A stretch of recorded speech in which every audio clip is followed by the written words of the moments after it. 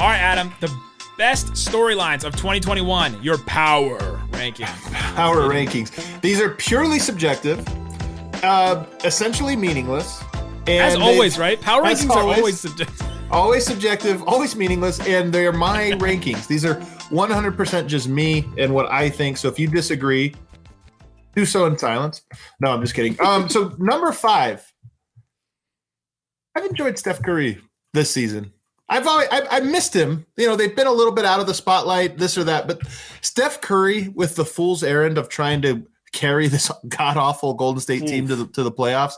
And it's just like, you can make the case that this has been his best season, individually. It's a tough case to make because he's had obviously some incredible, insane, great shooting performances. But the last month, as he's tried to drag this team across the finish line, there were so many questions about whether or not he could carry a team. He could do this. When he plays, that Warriors team is like a top 5 team out West. And it's just been fun. It's been fun to watch Steph do it again. Curry's going to win the scoring title this year, probably. Last time he won the scoring title, 2016. Think about all the stuff that's happened since then, right? The 72-win team, they go and they lose in the finals, and then Durant comes, and LeBron goes to LA. Like, there's just so many things that have happened since then. And so how can you disagree with Curry? Yeah, incredible stretch there for a month or so, and it's great. I get that. I think he's the most fun player in the NBA, and I get that there's haters and there's different things like this. Like, I'm by no means a Warriors fan. There's nothing. I have no connection to that team, but I just think, like, if you get to watch one basketball game, Steph Curry is probably the guy you're like, I'm just going to watch him, man. He's too fun. He's pure adrenaline.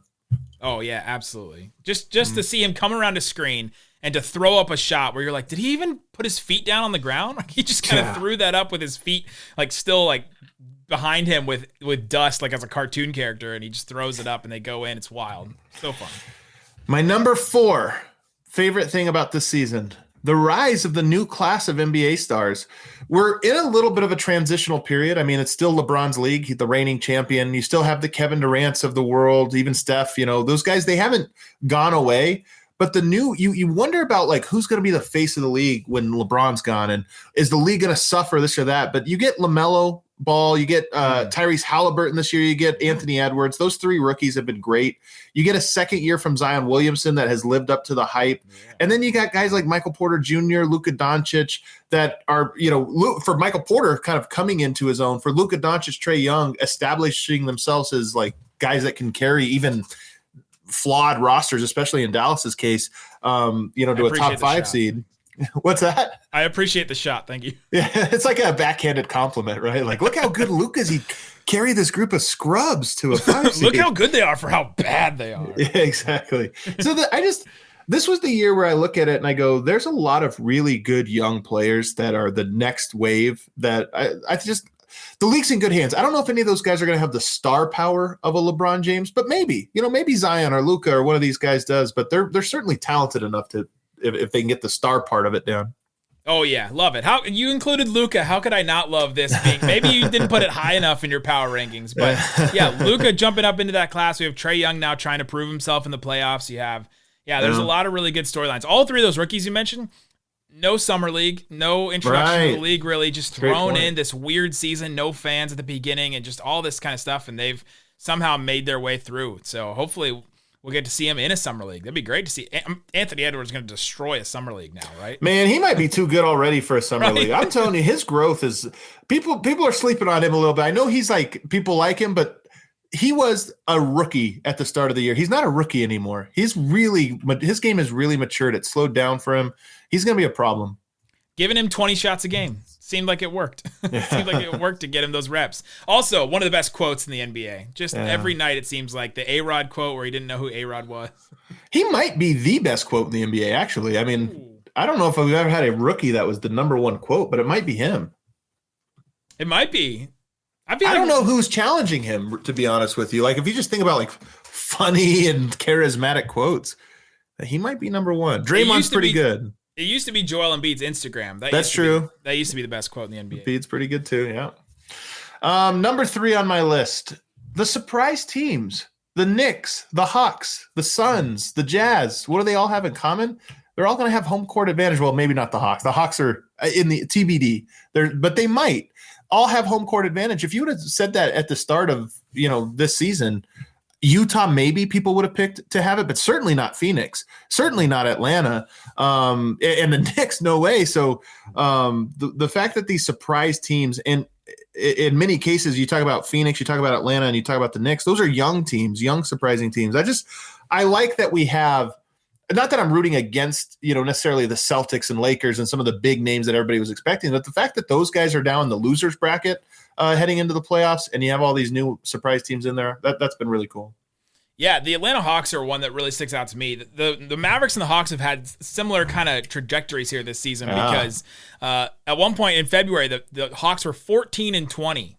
And we were looking at them like, they didn't take a step forward. They spent all this money in the offseason. It didn't work. And now they've just, exploded now. What are they, 40-31, 9 games over 500. So that's a great story. Can't deny that one. Yeah.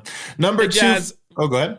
We talk about the Jazz enough on this network. It's okay. It's so true. We don't really have to mention. I just threw them in there just to try to earn brownie points. You guys on this podcast probably heard about them all day yesterday. They're actually the worst part of the season. No, I'm just kidding. Number two has been the play-in games, creating drama. We talked about this last week. We talked about it again tonight. Every night there's like 6 games that are must-watch right now, and it's all because of the play-in. I'm telling you, I can't stand the fact that this is a controversy. The play-in is a wild success. It has to be, because I wouldn't care. About the Chicago Bulls versus what was the game earlier tonight? The Bulls versus the Raptors. Right. Has some stakes, even though it probably shouldn't have, but it does. And then the Hawks against the Magic, they have some stake. And usually it would be, all right, who are you facing? Like who are you going up against? You're trying to rest guys so that we don't have to play this team and can play this team, and sort of trying to pick your own opponent just by this. But to add tiers to it, to all of a sudden have, all right, you have the real playoff teams and then you have the faux playoff teams. That has added some there's an upper echelon now. It's not my co-host on LockedOnMavs, Isaac, hates it because he's like, well, you just now everybody gets into the play-in. Like everybody gets into the playoffs in some way. Right. But what you've really done is you've taken those 4 teams in the middle and actually kind of pushed them down, and the upper echelon has now added this new incentive. It is true though. There is like playoff teams, and then there's play-in teams that are not playoff teams. Like it's a badge of shame if you, the Lakers hate it. The Mavs hate it. The Cuban and Luka were coming out against it. So it's cool. It has created this certain like little tier thing where you're competing for, hey, we're a playoff team, a top 6 team, meaning we're not a play-in team, we're a playoff team. And I don't know how you could complain about it, man. I really don't. If you're in it, the only people that have complained about it is if you're in it, right? LeBron, Luka, Cuban, of course, in it. Of course. That's it. The number one, you could probably guess it. The number one storyline. This is me. I told you it's subjective. It doesn't have to be yours. Your soon-to-be named MVP. What a story. The 41st pick in the 2014 draft. Nobody saw it coming other than Kobe Bryant, who predicted it actually 2 years ago. But nobody else saw it coming other than Kobe Bryant. Nikola Jokic, the MVP, the most unlikely MVP probably in the history of the NBA. And he's just had an incredible season, carrying this Nuggets team across the finish line after Jamal Murray went out. Jamal Murray went out, their record got better somehow down the stretch. Doesn't make any sense. He's just been fantastic, and his ascension to this stage has been really cool. Even though it's created some of the dumbest talking points in sports media history and dumb controversies and arguments, it's still, to me, a really great story because nobody saw it coming, and it just shows you that, there's still mystery in the NBA. The dumber the talking points get from the usual suspects, we don't have to name them on the show, but the dumber it gets, the more unassailable the story is, right? You're like, oh, this is such a great story. How could anyone be against it? And now all of a sudden you have to try and fabricate something or create something or come up with something to create controversy. Jokic, how could you not love Jokic? How could you not love what he's doing right now? A lot of people don't. Are you down with the Big Honey nickname? Are you know what? The only reason I'm not, because I think it's like the best nickname. That's like such a perfect one, but Jokic hates it. So it's one of those ones where it's it's like he insists on not being called it. But I wish he liked it because it is a great name. It's great. Porzingis hates the nickname Zinger, and so really? He asked. Yeah, and so Followell, the Mavs broadcaster, asked him what he likes to be called, and he said he likes to be called Chris. And so every once in a while, Followell will call him Chris, and it makes me like do a double take every once in a while. Like, Chris. If you said Chris had a big game tonight, I would go through like 30 guesses before I got to Porzingis. Yeah, Chris Mullen, yeah, exactly. Chris Copeland. Yeah, exactly. Chris Copeland. Shouts to see you. It's a great story. It's going to be absolutely awesome. He's maybe the 50th best MVP ever, right? Should we put his 150th? Is he right. Something like MVP? That? Yeah. Oh man, there you go. Cool. Great power ranking. Any other follow-ups on that one? I thought it was a great power ranking. I helped add, so I'm gonna. It was a weird season, man. Like it was obviously the COVID year. Fans just now starting to come back. It feels like the last of these like makeup seasons. I hope the last one, and it largely like negative storylines and some sad ones, but there are still some good things that happened, and wanted to highlight those.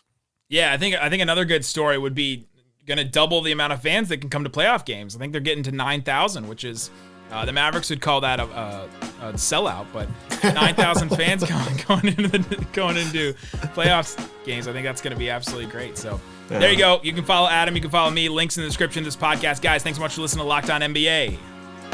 Boom.